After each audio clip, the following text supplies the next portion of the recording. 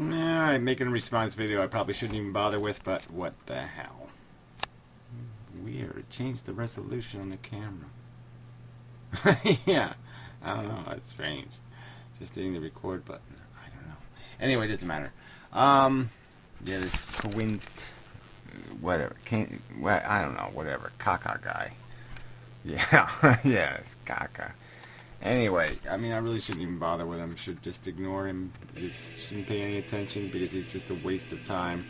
But he makes these outrageous accusations, and I should answer them. I mean, it's only got 6 views, so you people are being reasonable not to pay attention.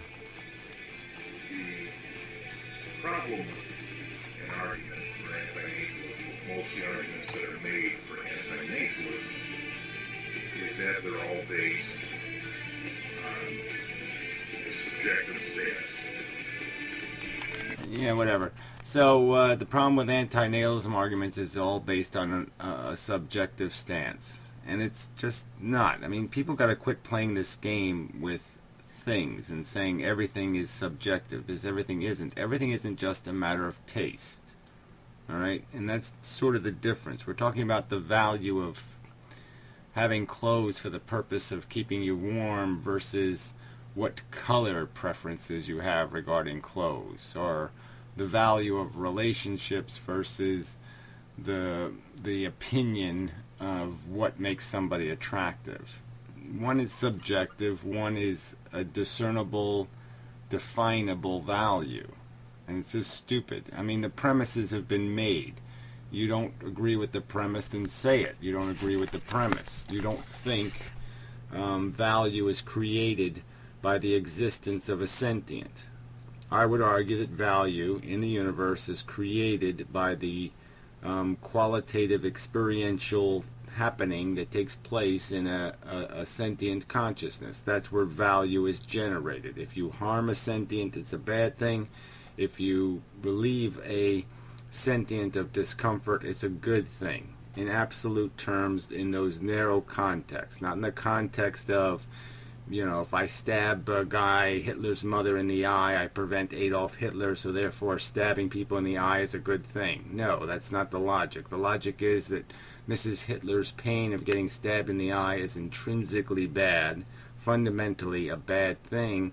And yes, the idea that there could be some greater prevention of harm that could be a consequence of the smaller amount of harm, that you could put a small amount of harm in and create a savings of a great deal of harm, is a simple value equation that can make a little bit of a harm good thing in a context, but it doesn't make it a good thing absolutely or fundamentally or by its nature. It is 99.999999999% of the time going to be a bad thing if there's a fork in somebody's eye.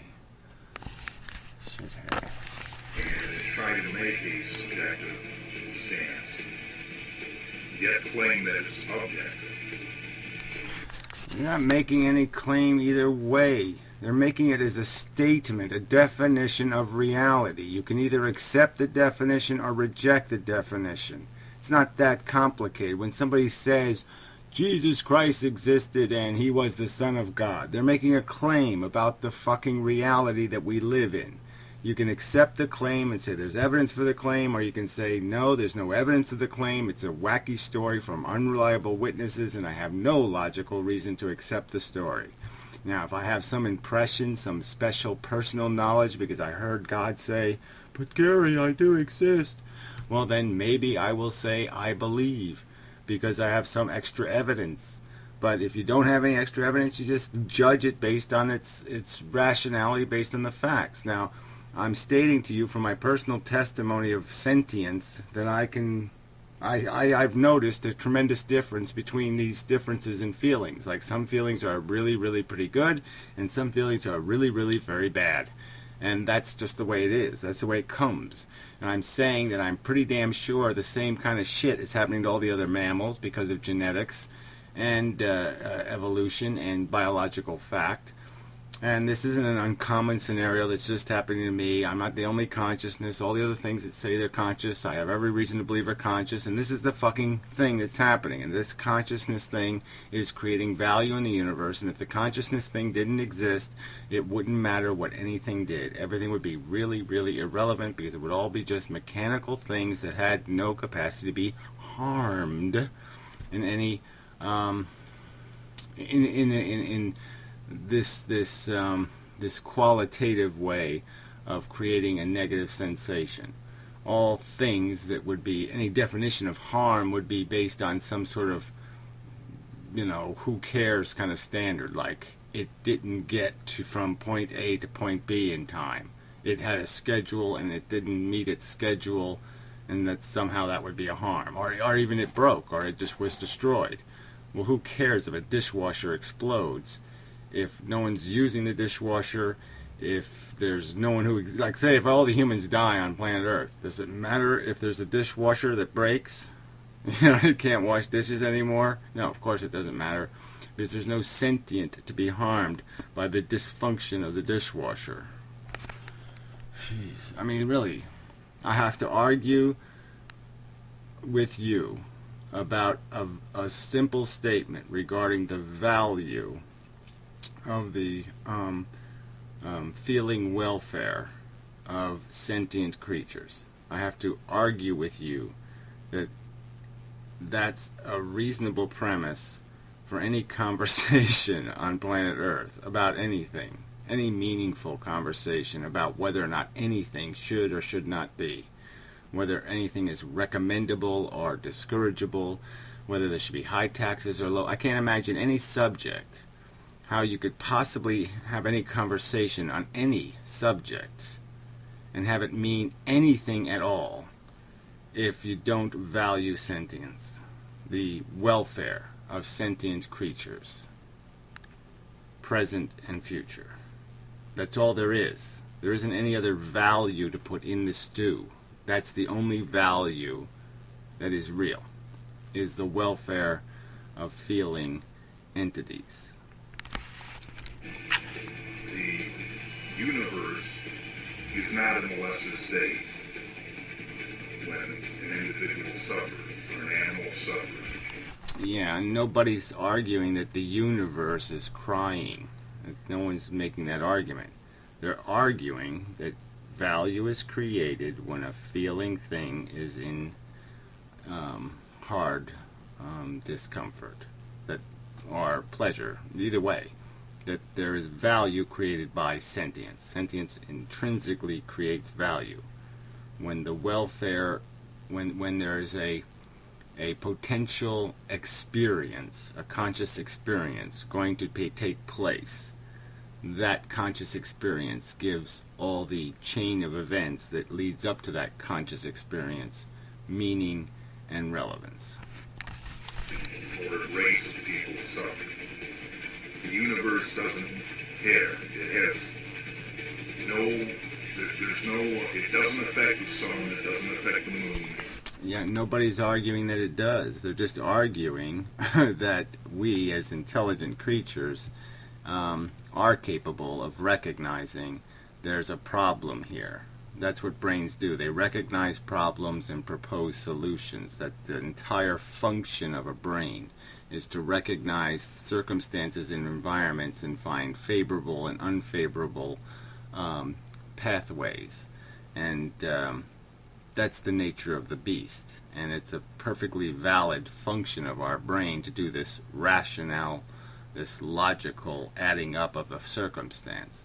And again, there's no real argument here. If you're going to argue that you don't believe sentience, the welfare of feeling creatures, has any meaning or value, then there's no conversation here.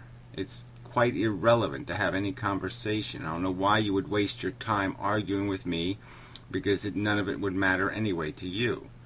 So why are you bothering with this nonsense, you fuckwit? It doesn't affect the planets, the other galaxies. Again, who cares? The sentience is generating the value. The value isn't in the perception of the sun. The value isn't in the perception of the moon. Just like the rape victim's pain is not dependent on me being a witness to her pain. I don't have to hear her story. I don't have to know she exists. None of that has to happen for her pain to be her pain. People go through horror silently, unknown to anybody else, all the time. That suffering doesn't not exist because nobody witnessed it or nobody acknowledged it. So this isn't about some entity recognizing something. This is just about us recognizing that this phenomenon takes place and that it has substantive meaning. Don't see your suffering. It doesn't know you're suffering. Now, let's assume, to support the argument for anti-natalism, that I'm wrong about that. Well, again, why would you assume a premise that isn't our argument? I don't want you to assume planets think, or suns think, or the universe cries. That's not our argument. It's not my argument. So for the sake of argument, to assume that would be retarded. It wouldn't be anything I would argue. I would prefer you to assume. What I would like you to assume is that sentient experience has a qualitative substance, and that quality is either good or bad, and that there is an economy here of a certain amount of bad experience and a certain amount of comfort experience, and that those that the constituent value of those experiences is what this debate is about. What is the value of pain and what is the value of a pleasure? Let's say that there is an objective suffering. Well, the only way we can say there's an objective suffering is we say there's a agency or divine consciousness. I'm sorry, there's no need for agency of divine consciousness. I don't even know what that means, but let's get to this agency word, but you're going to use it a lot. And there's no point in talking about agency without recognizing that every part of the universe is sort of agencying. Okay, it has a mechanical function, all right? It has a methodology that it's functioning through. It has certain probabilistic and to its nature, the nature of its character, how it's constructed. It will function a certain way. It will do certain things. And whether or not it's consciously contemplating those things doesn't really change the fact that it will have a behavior pattern based on the circumstance it's in. It's in the process of rolling down a hill, so to speak, and it will roll a certain way. It won't go over there or do this or do that. It'll do certain things based on certain laws of physics. Fucking stink bug. That links all of the suffering, all of the subjective suffering, to make it objective. So at that point it becomes a religion. Yeah, again, so whatever you want, this is just playing word games. Everybody can see it's just a word game. By standard definitions, religions have a extraordinary claim built into them, right? I mean, can you point to me to a religion that doesn't have an extraordinary claim? If I took the volcano and the aliens out of Scientology, would you still call it a religion? Okay, when it was just basically a philosophy of positive thinking and self-actualization? I don't think you would. Would you? So again, this is just playing a game. So what dogma, what extraordinary claim is being made here? The claim that's being made is this is a biological process, a DNA molecule, that it fell into consciousness as a survival mechanism, like teeth and like strong swimming tail or any other tool that a organism is given in this battle, this battle for survival. And that we have this little scheming machine and this motivation mechanism of emotions and logic process to model our environment, and that the consequence is that this is wasted, like everything else is wasted in the evolutionary process, as most of the young, 9 out of 10 or 100 out of or 99 out of 100, or 999 out of 1,000 in many cases of the potential recreations, the regenerations, the clones are failures in their first year, that there's a huge amount of waste because it's a dumb molecule. It's not a scientific experiment. It's an experiment conducted by chemistry, and it doesn't have any oversight. It doesn't have perspective. It doesn't have the same kind of capacity to learn. And it certainly doesn't have intelligence, so it doesn't know about the value of consciousness. It doesn't think consciousness is relevant, essentially, if we were to give it the attribute of thought. There's no mechanism in it to say, wait a minute, don't do the slavery thing because it's really stupid. It's harmful. It wastes, because you end up enslaving something of more value than the thing that you're gleaning. That you can't steal donuts from 10 people to eat your donuts, to satisfy your hunger kind of argument. That it's not just a zero-sum game, it's a negative game in that context. And evolution can fall into a negative game really, really, really easy because it doesn't know how to play the game. Now, when an opponent calls out an antinatalist who claims that the universe feels pain. Okay, so again, this is just, some sort of bizarre lie, right? Is there anybody who's ever said the universe feels pain? No, we've said things in the universe, complex material forms created by evolution, have the attribute of sentience, and that creates, it generates the thing we call value. The universe feels suffering, that it is in a lesser state because of objective suffering. Yeah, it's intrinsically logical. Okay, I mean, you're going to argue that it wouldn't matter how many Jews were in concentration camps? That if I built the planet and all I did was put Jews in concentration camps on the planet, that somehow there'd be some logical reason to sustain that planet? That it wouldn't be better just to squish that thing and say, no, let's not play that game? I mean, you don't think there's any such thing as an intrinsically, fundamentally broken or wrong or stupid or unproductive creation? That it is impossible to create a circumstance that is decidedly negative and unproductive? Come on. When they're called out on that as being a religion, antinatalists object to that claim. Yeah, and they find it offensive and cheap and petty and weaselly and disgusting, and they'd like to take a steel glove and swap you in the face and say, fuck you, cunt. Alright, you unhonorable, dishonorable, lying piece of shit. You have no evidence to back up that accusation. You can't make a rational justification for that. I'm not selling a lie. I'm not selling a dogma. I'm making a fucking argument. Now make a counter argument to the argument, but to claim I'm resorting to the tactics of the fucking religious cunt is just a cheap shot. It's fucking bullshit. They deny that claim, and that's disingenuous. Yeah, well, we know who's disingenuous. Again, like I said, how can you possibly justify describing anything that does not possess an extraordinary claim? Where in antinatalism is there an extraordinary claim? The claim simply is that nature's dumb and it did it badly. That's extraordinary? You're making a claim, you're clearly saying that the DNA molecule, the DNA is an agency.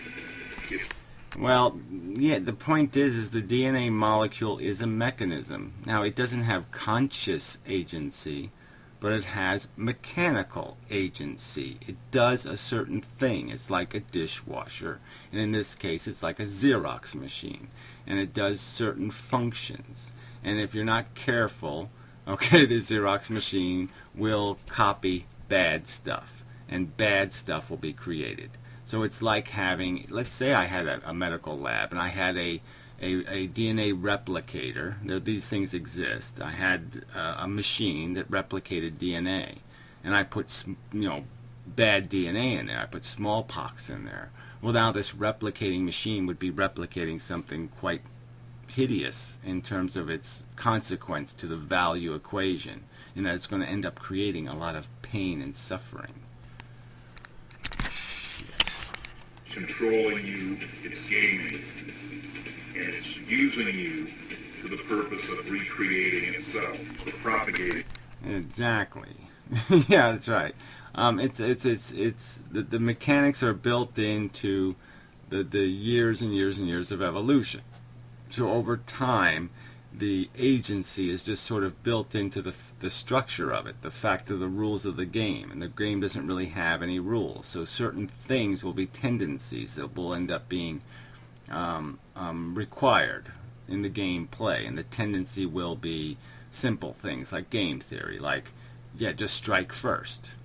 Okay, strike first, hard, and you win. And these will be certain strategies that over time will be favored in the gameplay. And then there'll be this, the next level of strategy will be, have a gang, because as a gang you can obviously, 3 of you can beat 1 of something else, and so those kind of things will start getting rewarded. And any mechanism that ties people together to make them more gang-like, like nepotism and nationalism and these kind of psychological phenomenons of association and dependency, will be built into us. That's where we acquired them from. That's why they exist, is because they were conducive to the gladiator warrior functionality, because they made us more perfect in defeating the competition. That's the game here, is to win, not to win gracefully or eloquently or in some stylish, beautiful manner. No, the game is winning. Period.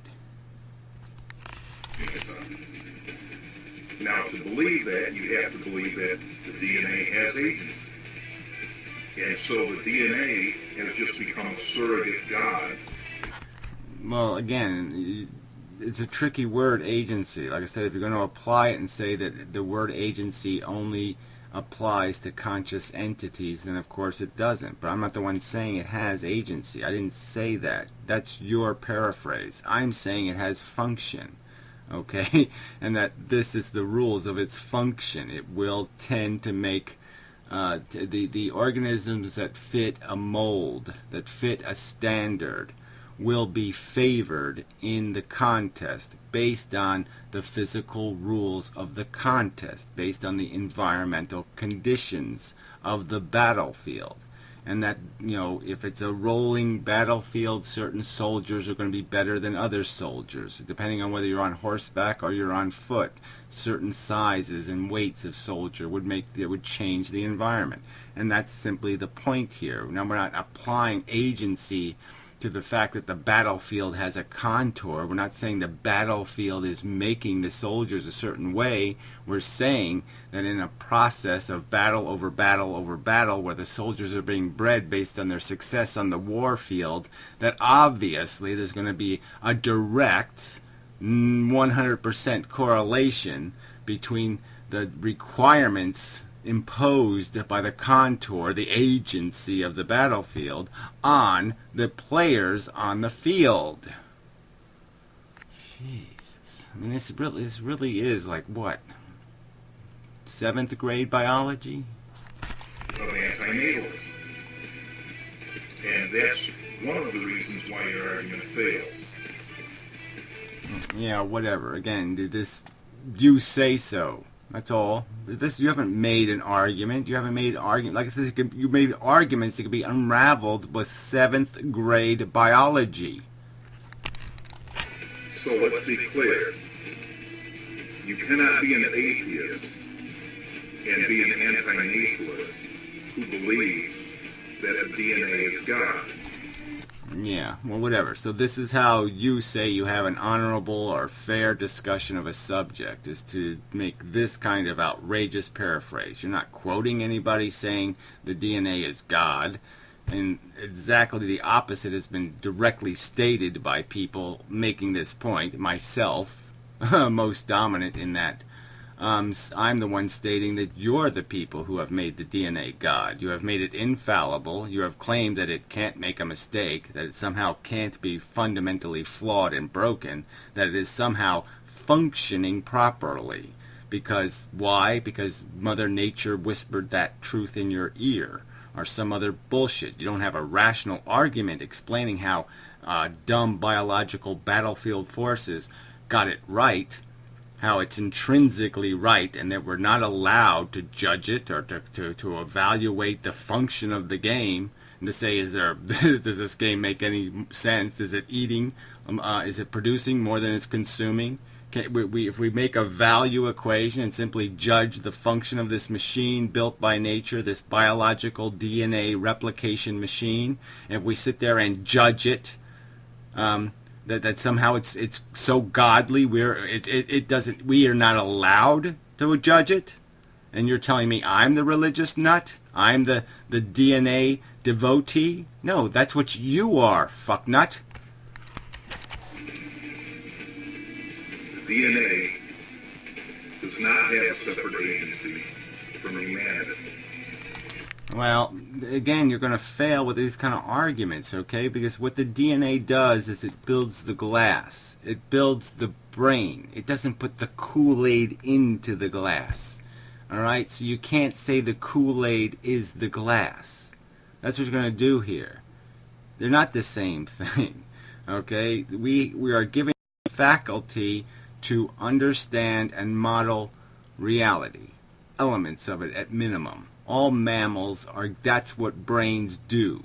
They create models, they run scenarios, and they try to figure out how I minimize harm to myself in my future endeavors. I learn from the past so I don't repeat failures, mistakes, things that didn't work out too good. That's the function of the brain. All right, now that brain can be seeded with a thing called knowledge, belief systems, facts. It can be informed. All right. Now the argument here is what's the informed food that you feed this thinking machine? What kind of logic do you put into the base of the machine? Do you put in 2 plus 2 equals 4, or as you idiots would suggest, 2 plus W equals I like to fart?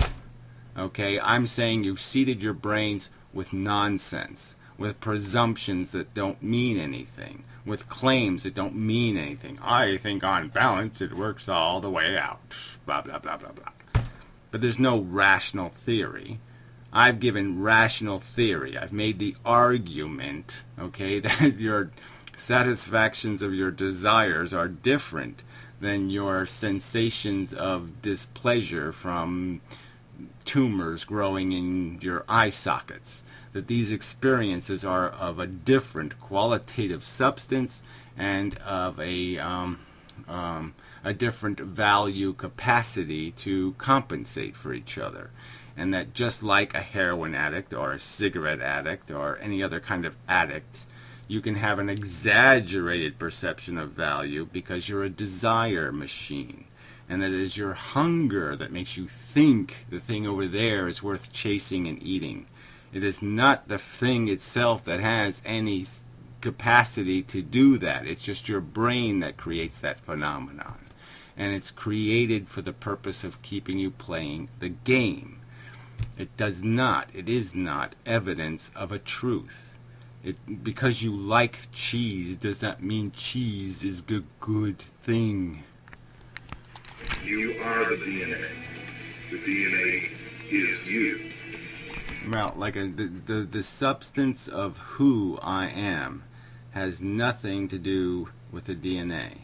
It has everything to do with 10,000 or 15,000 years of human growth and development as intelligences.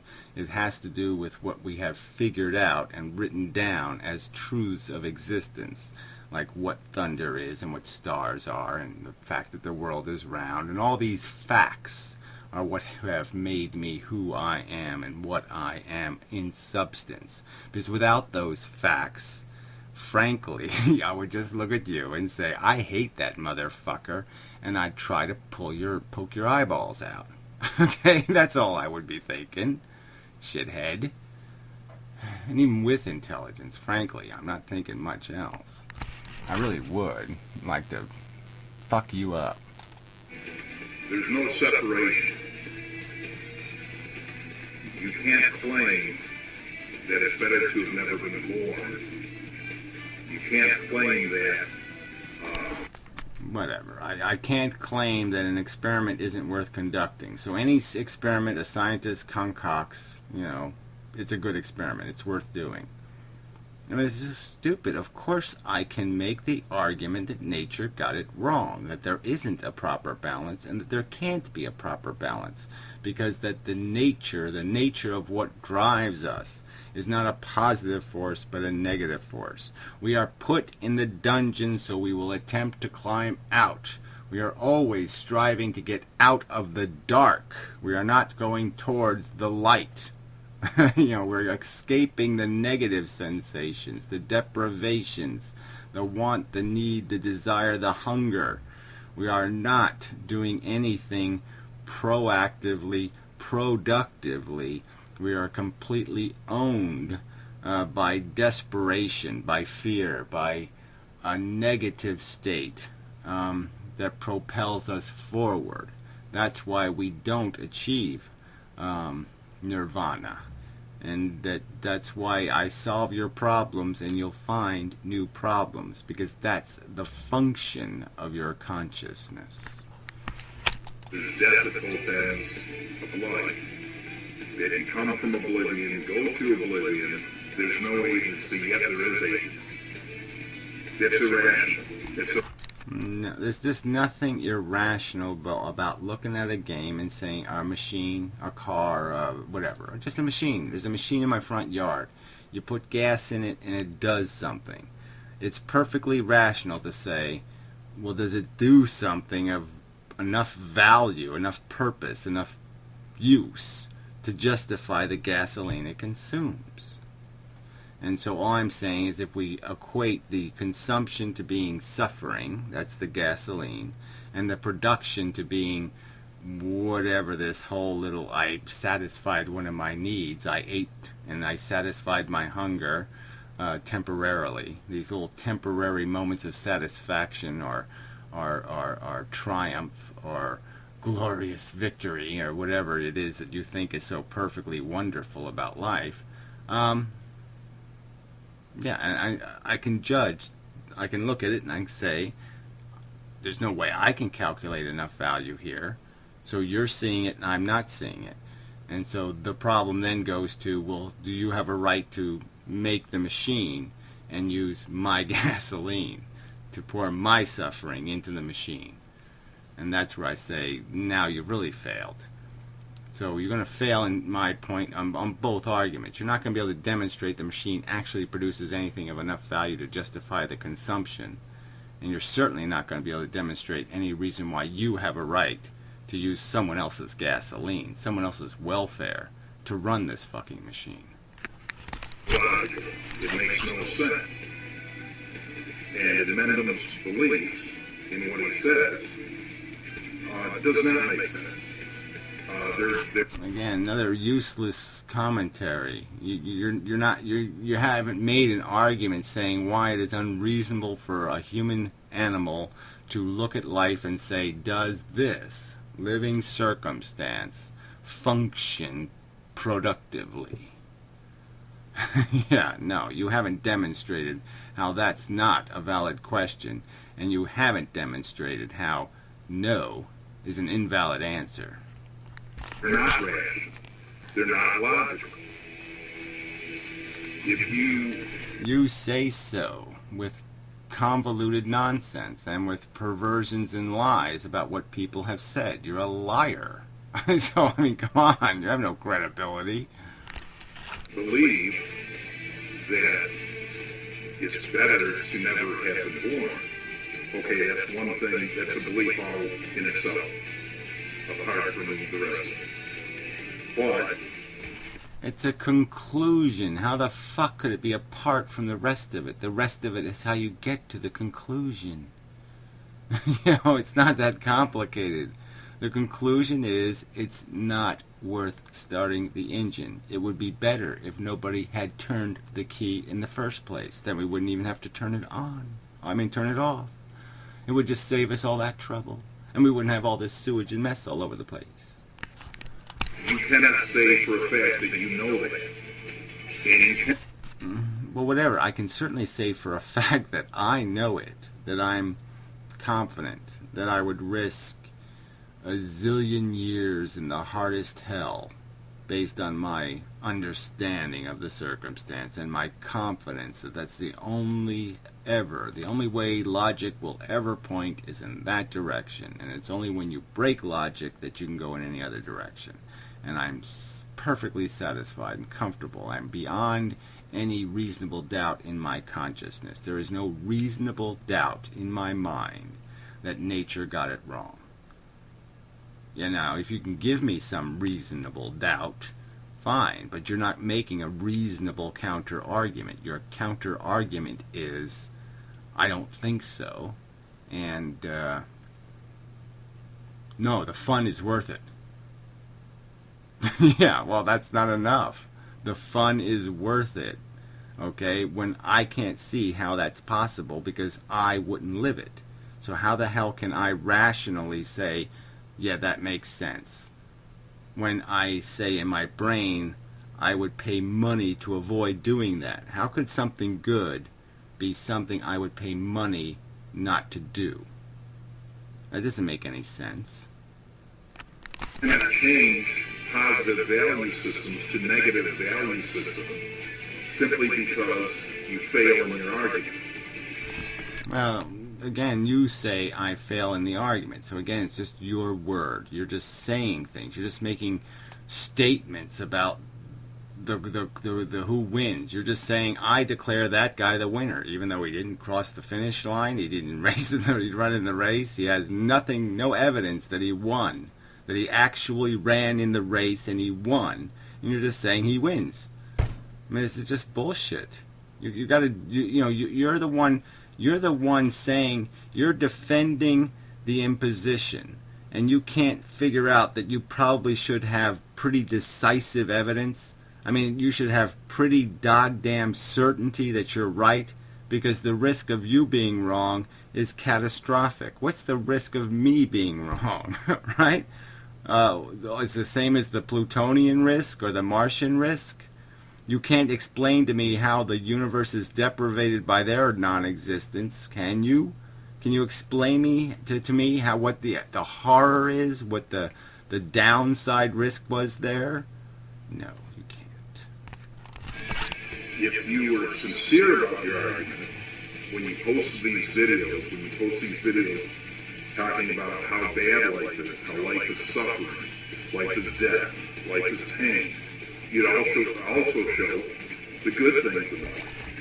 Yeah, well, whatever. I've talked about what I can of the good things of life. I've talked about potato chips and sex, and yeah, the rest of what other people think are good things, I'm not too thrilled with, to tell you the truth. Okay, hanging out with smelly grandpa, I don't know, sitting on the porch listening to the neighbors fucking blaring their rap music. Yeah, that doesn't really do much for me. Whatever all these little fluffy, puffy moments you have in life that you find so fucking charming, well, go ahead and articulate them all you want. I don't have some obligation to make up crap that I don't see or I don't personally enjoy. But I've certainly said there are moments in life where when you're caught up in the game, okay, you're caught up in the game. The body wants to play. Okay, it wants to play the game. And I've said that. But that doesn't mean anything. That's a psychological fart. That's not fucking intelligence. That's passion. That's desire. That's biology. Okay, but it has nothing to do with understanding. And you would show the accomplishments of humanity, overpaying. And you would show acts of... Yeah, the accomplishments are another tricky one, aren't they? Isn't that another tricky one? Because yeah, people have done beautiful things. I mean, they've died, for their fellow man in all kinds of horrific ways. That they fly airplanes into buildings. You gotta give the guy credit. They got courage. Yeah, the end game is still the end game, isn't it? You can't really save a life. You can't really stop it from all turning to shit. So there's a real problem. There's a dilemma here.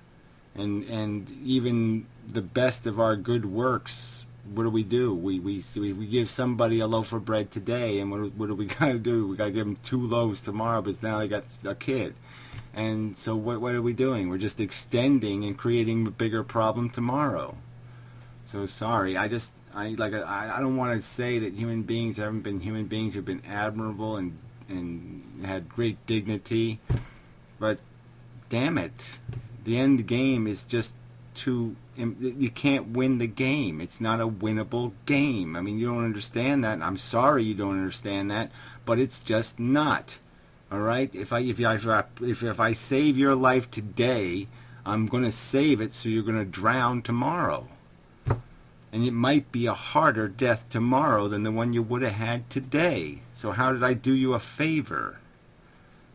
Idiot. God damn, you're dumb. Terrible. But you don't do that because you're cowards and you can't support your point. Yeah, and you're a liar, okay? So whatever. Your accusation of coward is pussy bullshit. I make more response videos. I play people's entire videos. I quote them honestly. I'll take on any fucking argument. So this is just bullshit. And you're the coward who can't properly paraphrase, who won't directly quote. So fuck you, you ballless wonder. I mean, you're such a... This is just so disgusting. I mean, if there was a God, I mean, really, it'd be just so great to have real justice in the fucking world, where dishonorable motherfuckers like you would be struck dead, and a little lightning bolt go right through you and burn you to a little lousy cinder, because you're a lying hypocrite, a disgusting, lying hypocrite. And you know you can't support your point. And if you were honest, if you were honest, you would post the good things in life along with the bad things in life. Well, people have attempted to do that, and it always fails, doesn't it? And again, I haven't not dealt with them. Professor Anton made a whole list of the gobbledygook. Oh, you pet the dog, and the twinkle in his eye, and... What all the little bullshit mushy crap, this little Rockwell painting that you all want to say is worth the fucking price paid for it. And I'm just simply saying, in my opinion, every one of these glory moments that's built out of your own ego deprivation, your need to do it because your ego is defeated and you need to build yourself up, and that's all we fuck for. That's all we do almost anything for, is this sense of self-importance and self-satisfaction, so we don't feel like a piece of shit. Yeah, there's nothing there. That isn't a real value. That's just you desperately fighting off your negative feelings. And how does that compensate for just one kid at 6 years old with leukemia? I don't see how it compensates at all. I don't see any capacity for that little drivel-dravel to make up the difference. And again, I'm not displaying any lie or duplicity. I'm saying quite frankly and openly, I don't want to be here. I wouldn't pay to be here. I wouldn't live any of your lives. I mean, can I make it any clearer? Why should I logically say to myself, well, I must have it wrong? There's no reason for me to say that, because I can see it right in the function. I can see that you give you jackasses $1 million, you're still not happy. I see you fuck each other over. You can see how desperate you are, and you have no functional, logical capacity. You'll sit there and basically, eat your own kind to justify your existence. So fuck you. And then you would make your point. You would claim to make your point that it's not worth the suffering. That life is not worth the suffering. Life is not. Like I said, I don't have to make the point. Every individual has a life, okay? Now, they should be able to figure out, well, there's good stuff. You know, I went to the rock concert, and it was really cool because I was, like, there, and there was, like, people yelling and screaming, and I couldn't hear the music, but, yeah, it was like there was all this yelling and screaming. It was really cool, and I could smell the guy's BO next to me, and it was really great, and the other guy was barfing over there, and I was really cool because I almost fell in it. Yeah, it was real big fun. You know, they can figure out for themselves the good part, can't they? I mean, I'm really not going to argue them out of their own personal saying of, oh yeah, but I'm really in love, or whatever they are in. So this is just bullshit. I'm just pointing out that I'm going to argue for the victims. That's what I'm doing. I'm defending the fucking price payers. I'm not defending the game players. I'm not here defending, I'm not an advocate for them. I'm an advocate for the ones paying for this trivial nonsense. So of course I'm going to highlight the victim status. I'm not here to argue for the rapist. I'm here to argue for the fucking rapee. I'm here to argue for the things harmed by this bullshit, shithead. Okay, that's who I'm an advocate for. Now, something for you to think about. If all you think about and all you care about is pain and suffering, if that's the sum total of your existence. Yeah, again, so this is a fair paraphrase again, right? You're going to argue that fairly paraphrases the alternative opposition opinion to what life is. What's being argued here. I mean, it's just despicable nonsense. I mean, you had it right before, right? Yeah, I think it's not worth it. That's the argument I'm making. I'm not saying this other crap doesn't exist. I'm just saying it doesn't have any real value. Okay, then, yes. Life simply is not worth the price that you pay. Because that's all you're concerned with is pleasure and pain. Well, again, I don't see who's living not concerned with that in the first place. But, yeah, the argument is in the Benatar book, all right? So, why don't you just point out exactly how you could possibly need if you don't first create the needer. Okay, there's no need till you create the needer, all right? And that's the argument, so that you're enduring the suffering for a need that doesn't, to satisfy a need that doesn't need to exist. And it's just that simple. Now, you can't understand that? Well, I'm sorry for you. And I'm sorry you're making such a mess out of your life, arguing for nonsense. Because apparently not being able to understand that's just going to make you an idiot for the rest of your life. That's the only thing that matters to you. Now, if you're an intellectual, if you value intellect and intellectual thought, the only value intellect and intellectual thought has is its capacity to correct for the payment, the gasoline consumption of the machine. The only value is to use the intelligence to make the machine more efficient. All right? And the other capacity of the intelligence is to simply recognize, oh, wait a minute, it can't happen, because the machine is essentially producing what it consumes, and it can never produce more than it consumes. And that's just the truth of it. It's broken. It was built by fucking chemistry. Stupid, dumb molecules. Okay?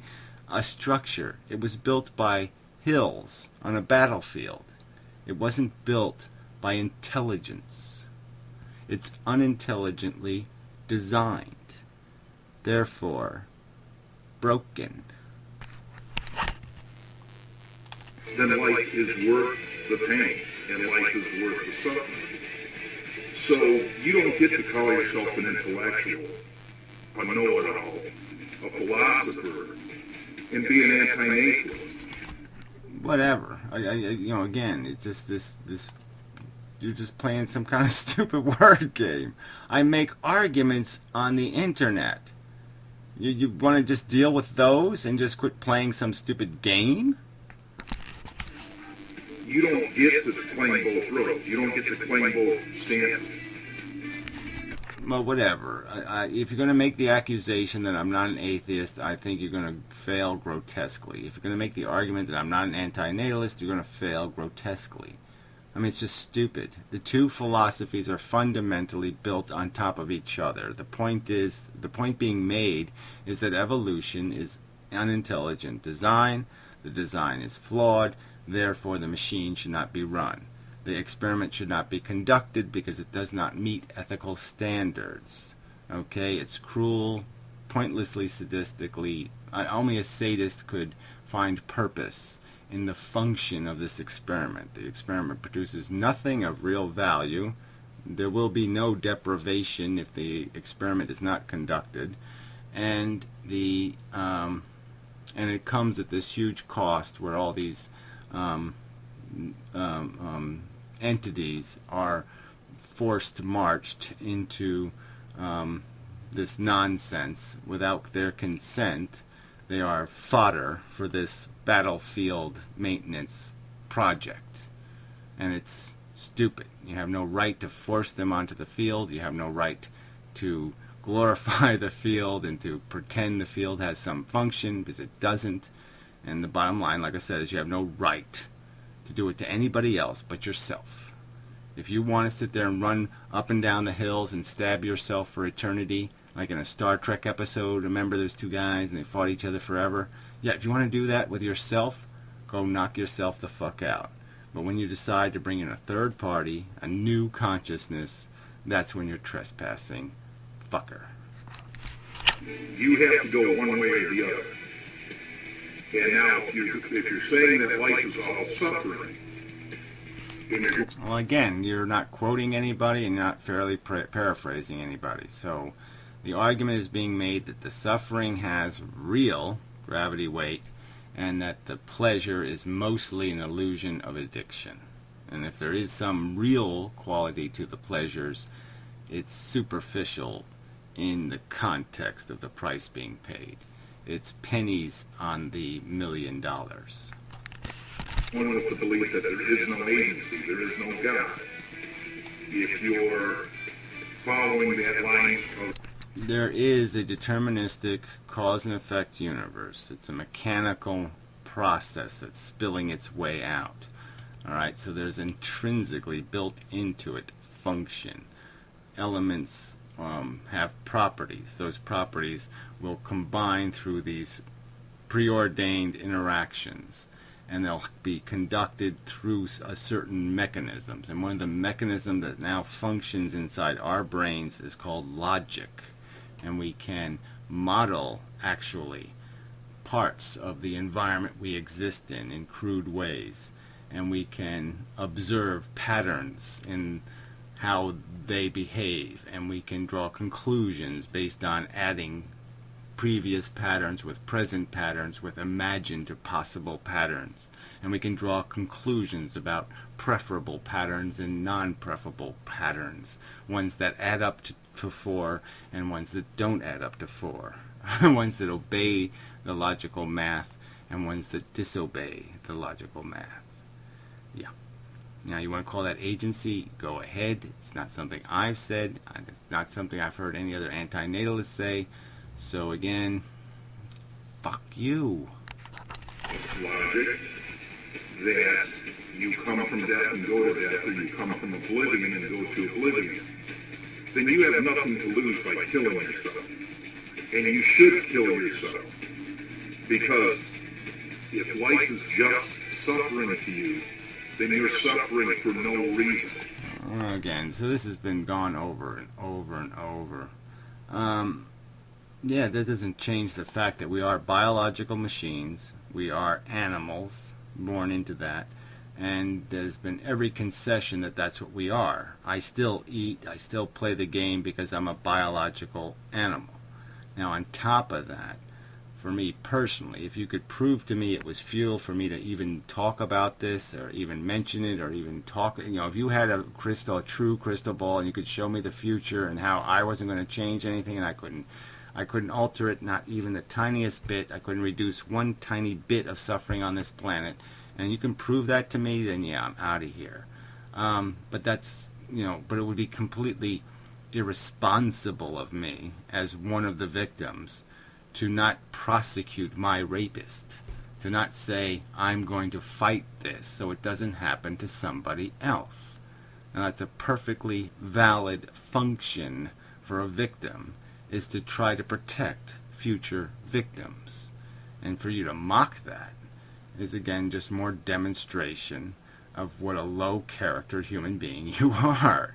You're not only ignorant and stupid, you're malicious, sadistic, petty, and weak, and a cheater. If you're going into nothingness, that's your release. That's your relief. That's what you should strive for. If you really, truly believe the whole... Yeah, well, I don't know if this would I have to explain this to you. I think about 90% of the anti-natalists who have made videos on YouTube have argued for the right to die, and some have done it very aggressively. I have created a channel called Suffering Sucks, and Death with Dignity, or whatever it is, Graceful Exit. That's it, Graceful Exit. So I've talked about it extensively, that we should have the right to gracefully exit. So where's the inconsistency here? You're talking as if there's a hypocrisy. There's no hypocrisy. I will die my way. I won't die your way, shithead. And I have a right to do it legally. I have a right to do it with dignity. And I have a right to do it without asking your permission, cunt. Bullshit that you're saying. But you don't, because you're hypocrites. And an amendum is a hypocrite. Yeah, well, you're a liar, and I've proven in this video, and a duplicitous, low-character individual. You're just the scum of the earth. And he's a coward, and when somebody makes a point against him, makes the argument against him, they get blocked or they get shouted down. No, that's not what you've done. Like, you've done exactly what you've done in this video, and that's why I've blocked you and said fuck you, is because you're a lying piece of fucking shit. And called rude names, expletives, their motives are questioned, so whatever, fuck him. He doesn't know what he's talking about, he's some bum in the woods. Yeah, whatever. I've proven you to be the lying scum of the earth that you are. So there, you happy now? You've been proven to be what you are. Okay, now, I've asked for his criterion. I've asked for his credentials, his qualifications. He has yet to present anything in his video. I guess I missed that video. No, I don't have to have any of that shit, alright?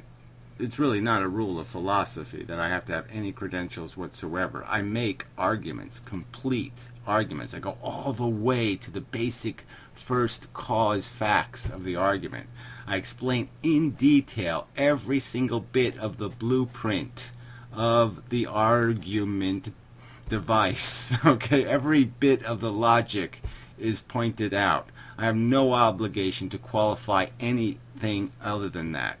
I don't make extraordinary claims that depend on authority. I don't say anything. None of it's dependent on a college degree, or you have to go research it on Google, or any of that shit. There's just no statements made in my argument that require there to be any expert testimony. So, fuck you, idiot. Again, you don't understand even the basics of what it takes to have a rational, functional discussion. He's just a ringmaster. He's a one-man mean machine. That's all he does. He's playing a popularity contest. And he's... Yeah, whatever. You're the one playing music in the background of your video, shitwit. Where's the strings I'm pulling here? I manipulate nothing. I do nothing to seduce or try to sweeten the pie. Preying on people who are weak, who are weak-minded, who are pathological, who are going to these bullshit belief systems because they believe their life sucks. Yeah, whatever. So again, we can argue that kind of simplistic nonsense forever. Optimism, pessimist. You're optimistic. No, you're pessimistic. No, you're optimistic. No, you're pessimistic. I think I've done more than that. I think Benatar did more than that. I think this subject goes beyond that kind of nonsense, and you want to pretend that's all it's about? Well, fuck you. And even if that was all it's about, what do you got as an argument, fuckwit? What do you got to demonstrate? What is that thing the universe is going to be lacking if humans aren't here? What again is the deprivation, the horror, the negative consequence of there not existing Plutonians? What again? Where again is there evidence that this machine needs to run besides your own testimony, besides the fucking notion in your fucking head? What else is there to validate this idiocy except you saying, I want? There's nothing else. There's no other description of the want beyond the fact that you say, I want.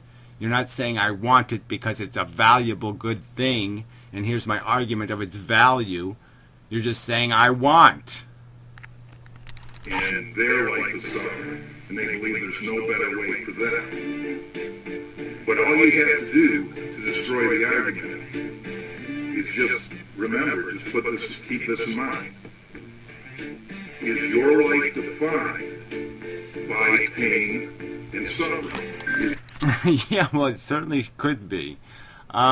If I live somebody else, yes. If my face was eaten off the time the dog attacked me, that would have defined my life quite factually. If I lost my leg in some circumstance, that would define my life quite substantially. So certainly our sufferings do define us in many ways. I'm sure the fact that my father was burned in a chemical accident and spent 2 years in the hospital having all his skin peeled off and put somewhere else, I'm sure that experience defined his future character. Is it defined by pleasure and pain? Is that all that you're about? Well, you're just going to ignore desire, right? So let's just forget about the mechanism of the pleasure, which is the desire comes first. The hunger comes first. The more powerful the hunger, the more powerful the pleasure, the more powerful the illusion of the value. The water gets wetter, tastier, the longer you're without it. Because if that's all you're about, you're not worth a fuck. Yeah, well, real brilliant logic there. I'm sure Einstein ended a lot of his books with that one. Fuck. Yeah, whatever.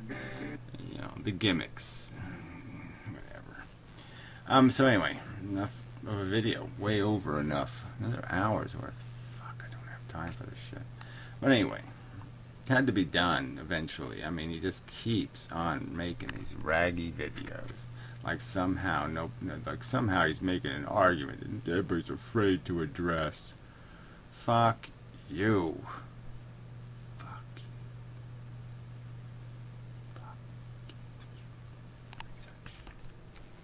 Yeah, I'm just looking for a button. Till next time.